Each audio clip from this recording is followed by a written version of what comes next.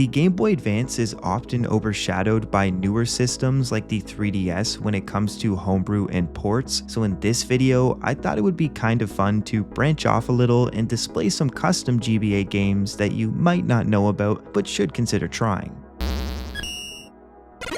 First up is GBA Craft. Some people probably think this game is built to be like Minecraft, but actually it's a little more centered around 3D modeling. It took me a while to understand how it all worked, but once I got the controls figured out, it was actually a pretty cool experience. To my knowledge, there isn't really anything like this on the GBA, and the game does a good job at showing off how powerful the hardware can be. Now with that said, there are some limitations here, especially when you start placing more than 15 blocks at once, as the game can get kinda sluggish and laggy. Still, even with the performance hiccups, there are a lot of blocks to choose from, and the game is quite smart in how it lets you view different angles, giving you the option to freely move around at different viewpoints. I'd say overall this game is more of a tech demo and acts as a showcase of what the GBA is actually able to do. Still cool nonetheless though. Next up, Pokemon League of Legends. So I want to first start off by saying that I've only ever played League of Legends once, and I really don't know much about its lore, so my opinion of this game is going to be definitely a little skewed. Yet with that said, I did still really appreciate how much effort went into all of the skins and dialogue, and I'd say that after about 15 minutes of playing, I honestly forgot that I was not playing an official Pokemon game, so that's probably a good thing. I also did like how the maps from League of Legends were incorporated into the world, even if I don't really know any of them at all. Anyways, I'll keep this one short since I don't really feel like I'm qualified to judge it, but basically if you like League of Legends, this is probably worth a try, and if you don't,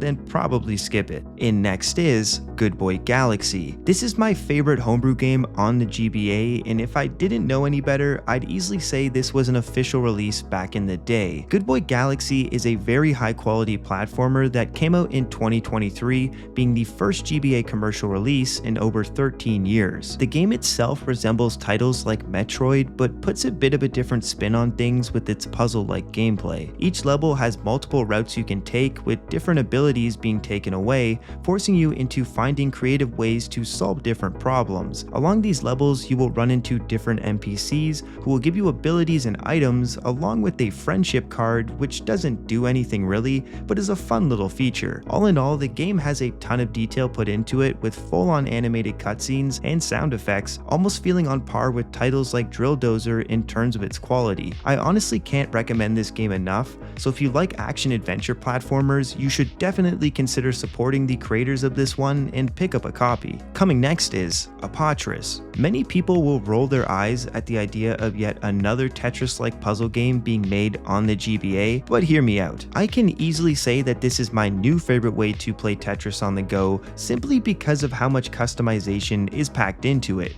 While Tetris is fun, Apotris kicks it up a notch, and it adds an insane amount of new game modes along with a bunch of settings that you can change to your needs. On top of that, the game also has a great soundtrack, and most importantly, it controls and feels good. It's pretty common to have a fun puzzle game ruined by mediocre controls, but Apotris is smooth all the way through. There isn't much else to say with this game, other than it's one of those titles that just about everyone who owns a GBA should at least try once, so if you like Tetris, which you probably do, please do yourself a favor and give this one a download. Moving along, we've got OpenLara. This one is an open source project based off the original Tomb Raider on the PC and PlayStation 1. To many, this was deemed an impossible project simply due to how limited the GBA's hardware was, yet lo and behold, it was created with the first 3 levels of the original game being included along with the original FMV sequences. Now of course, the game's frame rate is not amazing, but it is at the point where it's still playable and fun enough for about 30 minutes or so. The FPS tends to hover around the 16 to 20 mark, sometimes going higher,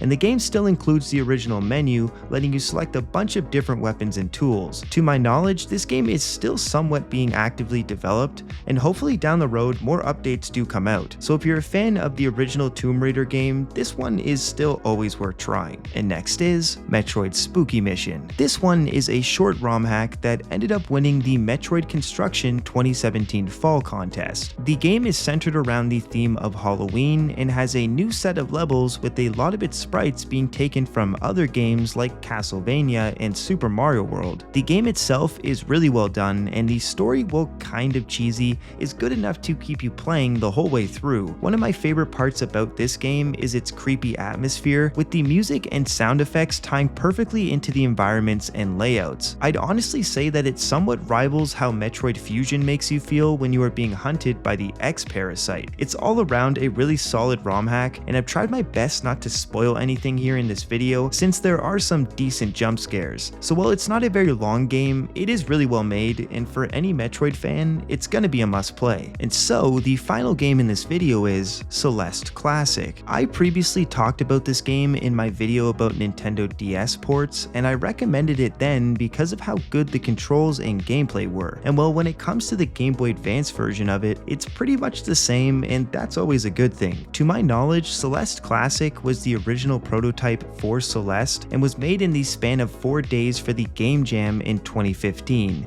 It's a tough platformer that, while simple, is extremely difficult, giving the player the ability to jump and move around while also being able to perform a single dash while in the air. Now, different mechanics will start coming into the game later on, such as the balloons, which once popped, give you another dash without having to touch the ground again. Celeste Classic offers a good mix of difficulty while never feeling impossible, and is definitely a good entry game for people wanting to get into the platforming genre. As with my recommendation of it on the Nintendo DS, it's basically the same game here, and it runs perfectly fine, so if you're into platforming games, I recommend you give this one a try. And those are all the games in this video.